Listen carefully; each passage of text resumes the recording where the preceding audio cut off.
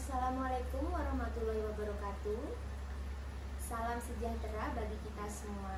Perkenalkan, saya Widya Meka. Di sini saya bersama dengan teman saya. Yang pertama ada Mbak Sani. Mbak Sani ini berdinas di Kelurahan Dermo, Kota Kediri. Dan yang kedua ada Mbak Merta. Mbak Merta berdinas di bagian hukum Kota Kediri. Kami adalah mahasiswa program Magister Administrasi Publik Universitas Kediri. Pada podcast kali ini kita akan membahas tentang peraturan pemerintah atau sering juga dikenal sebagai kebijakan publik. Topik ini sangat menarik dan salah satunya kami akan membahas tentang kebijakan publik mengenai bantuan hukum untuk masyarakat miskin di Kota Kediri. Baik, kita langsung saja mulai pembahasan ini. Sepengetahuan Mbak Sani, apa sih definisi kebijakan publik dan apa kaitannya dengan masalah kemiskinan di Indonesia? Sebelum menginjak ke definisi dari kebijakan publik itu, perlu diketahui pengertian dari kebijakan.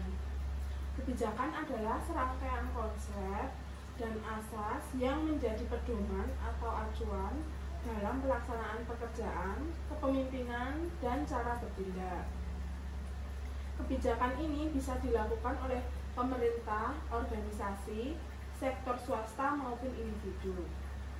Untuk kebijakan publik secara sederhana dapat didefinisikan sebagai segala sesuatu yang dinyatakan oleh pemerintah untuk dikerjakan atau tidak dikerjakan.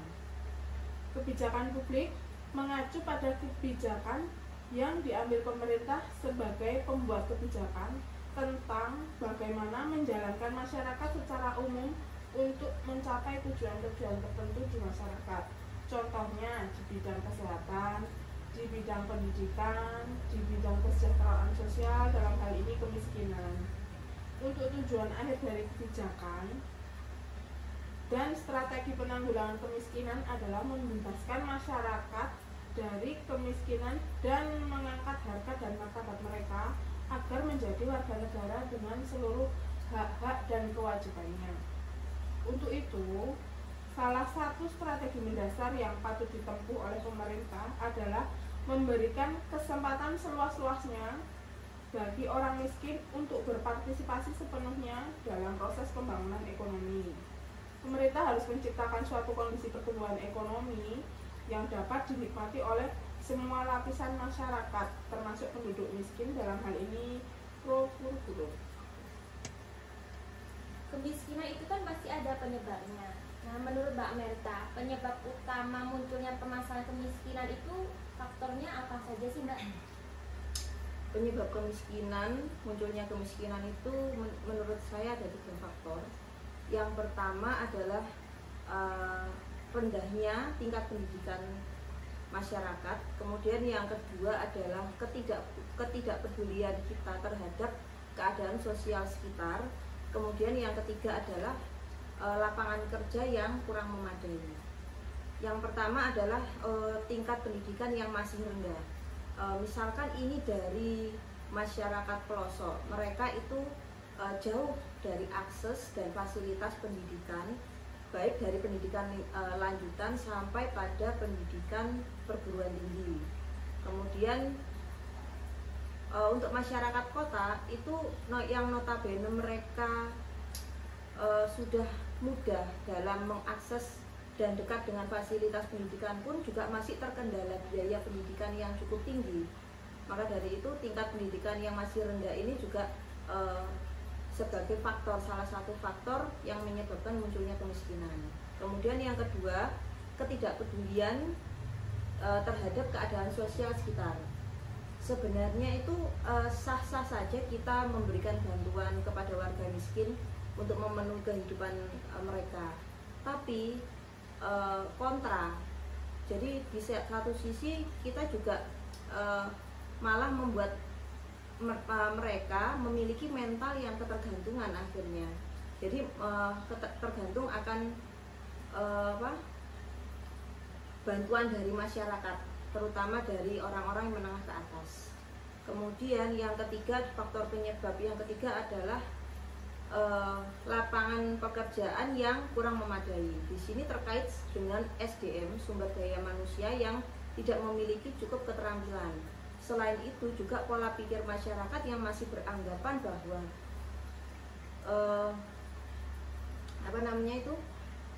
beranggapan kalau pemberi atau kesempatan bekerja itu hanya diberikan kepada negara dan juga perusahaan swasta.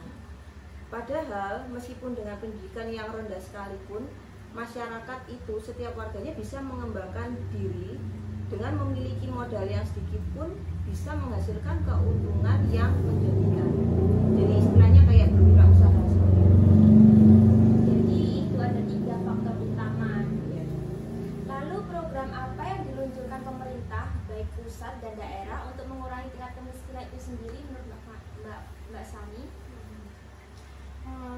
Pemerintah saat ini sudah memiliki berbagai macam program penanggulangan kemiskinan yang terintegrasi, mulai dari program penanggulangan kemiskinan yang berbasis bantuan sosial, program penanggulangan kemiskinan yang berbasis pemberdayaan masyarakat, serta program penanggulangan kemiskinan yang berbasis pemberdayaan usaha kecil yang dijalankan oleh berbagai elemen baik pemerintah pusat maupun pemerintah daerah. Untuk di Kota Kediri itu sudah kurang lebih 7 tahun ini melaksanakan program pemberdayaan masyarakat atau disingkat dengan Prodamas, di mana di dalamnya sudah terdapat mencakup 3 hal tersebut di atas. Contohnya ada belanja bantuan untuk warga miskin. Terus yang kedua untuk belanja biaya pelatihan untuk mengasah keterampilan guna mendorong usaha kecil atau UMKM baru. Untuk penanggulangan kemiskinan dari pusat yang masuk ke Kota Kediri itu ada 2, yaitu program Keluarga Harapan dan BNPT atau bantuan pangan non tunai, di mana penerima manfaat dari program-program itu yaitu warga miskin yang telah terdaftar pada basis data terpadu. Mbak Merta ini kan berdinas di bagian hukum, penerapan bantuan hukum untuk masyarakat miskin di Kota Kediri ini yang pernah ada dan sudah dilakukan itu apa aja, Mbak? Kalau yang pernah ada sudah ada, jadi sudah ada dan sudah dijalankan di pemerintah Kota Kediri. Jadi sebelum kita masuk ke dalam poin bantuan hukum untuk masyarakat miskin, kenapa kok cuma masyarakat miskin gitu loh? Jadi kita kembali lagi ke UUD 45 pasal 28 ayat 1 itu berbunyi bahwa setiap warga negara berhak atas pengakuan, jaminan, perlindungan dan kepastian hukum yang adil serta perlakuan yang sama di hadapan hukum. Nah, masalahnya di sini setiap warga negara itu tidak memiliki kemampuan ekonomi yang sama. Mereka tidak memiliki cukup uang yang dimana untuk menyewa jasa lawyer. Biasanya untuk masyarakat menengah ke bawah atau warga miskin lah katakan seperti itu ya. Tapi kalau warga menengah ke atas itu nggak masalah. Jadi mereka berkecukupan. Misalkan mereka terkena kasus hukum, tersandung kasus hukum, untuk pemeriksaan di tingkat kepolisian, kejaksaan sampai pada peradilan, mereka bisa membayar jasa pengacara atau lawyer. Tapi kalau untuk warga miskin, mereka nggak bisa. Padahal di sini di pasal 28D ayat 1 tadi bahwa setiap warga negara ini berhak atas perlindungan dan kepastian hukum. Jadi mereka meskipun warga miskin, mereka juga berhak untuk dilindungi. Nah, pemerintah Kota Kediri di sini itu memiliki suatu kebijakan publik yang mengarah ke sana, yaitu memberikan bantuan hukum untuk masyarakat miskin.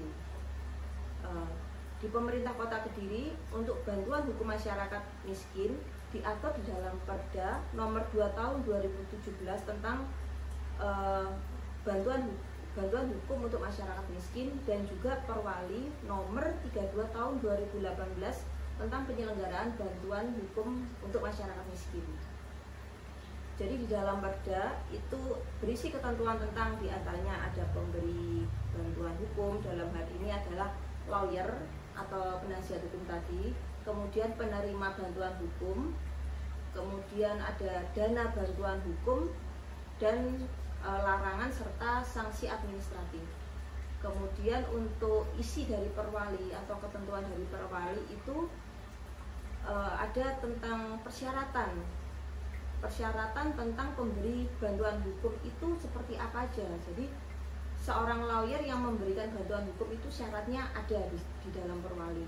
Kemudian yang kedua juga seperti yang dijelaskan sama Mbak Sani tadi, ada tentang surat keterangan miskin. Jadi salah satu lampiran permohonannya untuk pengajuannya itu harus disertakan surat keterangan miskin. Nggak boleh nggak miskin, jadi harus miskin dia, yang benar-benar miskin, dan ada bukti-bukti untuk lampiran seperti kartu keluarga miskin, kartu beras miskin, kemudian kartu BLT dan lain sebagainya. Kemudian untuk ketentuan selanjutnya juga ada tata cara permohonan dana bantuan hukum yang diajukan oleh pemberi bantuan hukum, dalam hal ini adalah lawyer itu tadi, kepada pemerintah Kota Kediri, yang hal ini adalah Wali Kota Kediri melalui Kepala Bagian Hukum Kota Kediri. Kemudian yang selanjutnya juga ada ketentuan tentang tata cara permohonan dana bantuan hukum, litigasi dan non litigasi. Kalau yang litigasi itu adalah dana bantuan hukum untuk persidangan, jadi untuk ketika kasus itu sudah naik ke persidangan, lah itu namanya litigasi. Tapi kalau yang non litigasi itu pendampingan hukum hanya sebatas seperti konsultasi, negosiasi, mediasi, pembuatan drafting dokumen hukum dan lain sebagainya. Dan dananya itu macam-macam. Nah, untuk ketentuan selanjutnya ini ada ketentuan dana bantuan hukum. Itu tadi secara litigasi itu ada 5 juta rupiah setiap satu kali perkara sampai selesai. Jadi sudah putusan itu 5 juta. Kemudian yang untuk non litigasi itu seperti kayak konsultasi itu 700.000, kayak negosiasi, mediasi itu 500.000 dan lain sebagainya. Masih banyak lagi gitu. Ya, yang jelas di bawah 1 juta seperti itu. Kemudian yang selanjutnya juga ada tata cara pencairan dana bantuan hukum. Yang terakhir adalah sanksi administratif bagi pemberi bantuan hukum, dalam hal ini adalah lawyer. Seperti itu. Jadi kan dijelaskan harus adanya surat keterangan miskin. Nah, Mbak Sani ini kan di kelurahan, kebetulan di kelurahan Darmo, maaf. Untuk mendapatkan surat keterangan miskin itu apakah ada kriteria tertentu gitu Mbak? Secara garis besar untuk pelayanan di Kota Kediri, khususnya di kelurahan itu, untuk minta surat keterangan ataupun surat keterangan yang lain ataupun pelayanan yang lain itu syaratnya cuma membawa surat pengantar dari RT, fotokopi KTP dan fotokopi KK. Kalau untuk surat keterangan miskin, nanti warga tersebut konfirmasi dulu ke petugas kami apakah dia masuk pada data BDT atau tidak. Kalau misal tidak masuk, nanti di surat keterangan kemiskinan itu, surat keterangan miskinnya ada tulisan yang menerangkan tidak masuk data BDT. Tetapi kalau warga tersebut masuk ke data BDT, otomatis sudah tidak ada tulisan itu yang menjelaskan warga itu masuk, sudah otomatis masuk. Oh gitu ya. Sebentar Mbak, saya mau tanya, ini pernah ada kasus ya, waktu itu masuk di bagian hukum, itu ada kasus seorang warga kelurahan mana saya lupa, itu dia tersandung kasus narkotika, kemudian mengajukan permohonan dana bantuan hukum sama pemerintah Kota Kediri, nggak di ACC karena dengan alasan tidak masuk data BDT Dinas Sosial atau sekarang yang namanya apa? DTKS ya, DTKS, data terpadu kesejahteraan sosial. Dan sini yang mau saya tanyakan, itu ketika pengajuan misalnya sudah sampai kelurahan, dia sudah mendapatkan surat dari lurah tentang keterangan surat miskin, ya, tapi dia tidak masuk ke dalam BDT itu tadi, akhirnya kan terpaksa kita tolak. Nah itu gimana? Maksudnya kenapa seperti itu? Atau misalnya apa yang harus dilakukan warga tersebut supaya datanya dia sebagai warga miskin bisa masuk ke BDT? Oh gitu. Jadi kalau di kelurahan itu sifatnya hanya menampung usulan dari warga. Nah warga itu melalui Pak RT-nya masing-masing itu mengajukan usulan nama-nama siapa aja dari warga yang mau diajukan untuk masuk ke basis data terpadu itu. Jadi nanti di kelurahan itu sifatnya menampung, setelah itu direkap, terus dikirimkan ke Dinas Sosial Kota Kediri. Nah nanti yang menindaklanjuti data itu dari Dinsos dikirim ke pusat.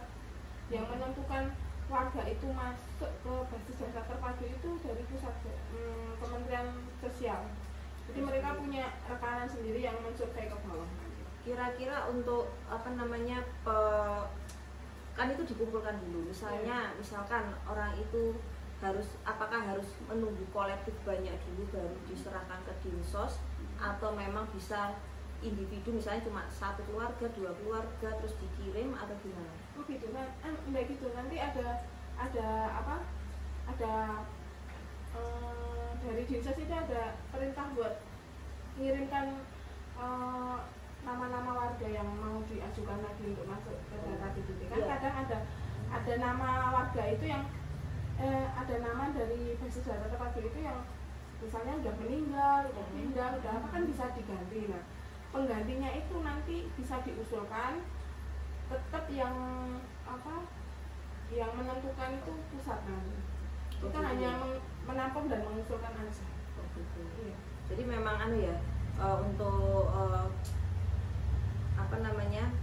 kualifikasinya warga miskin itu memang benar-benar ketat ya dari Kementerian Sosial. Iya. Jadi bukan kita yang menentukan, bukan kelurahan atau dinas sosial, tapi dari Kementerian Sosial langsung dari pusat. Oh iya, ya sudah cukup. Jadi seperti itu pembahasan kita, dan dapat ditarik kesimpulan bahwa pemerintahan Kota Kediri sudah menerapkan bantuan hukum untuk masyarakat miskin berupa dana bantuan, di mana secara litigasi dan non-litigasi. Akhir kata, saya Widya Meta dan saya berterima kasih kepada Mbak Sani dan juga Mbak Merta atas waktunya untuk menjadi narasumber kesempatan kali ini. Kurang lebihnya kami mohon maaf. Wassalamualaikum warahmatullahi wabarakatuh.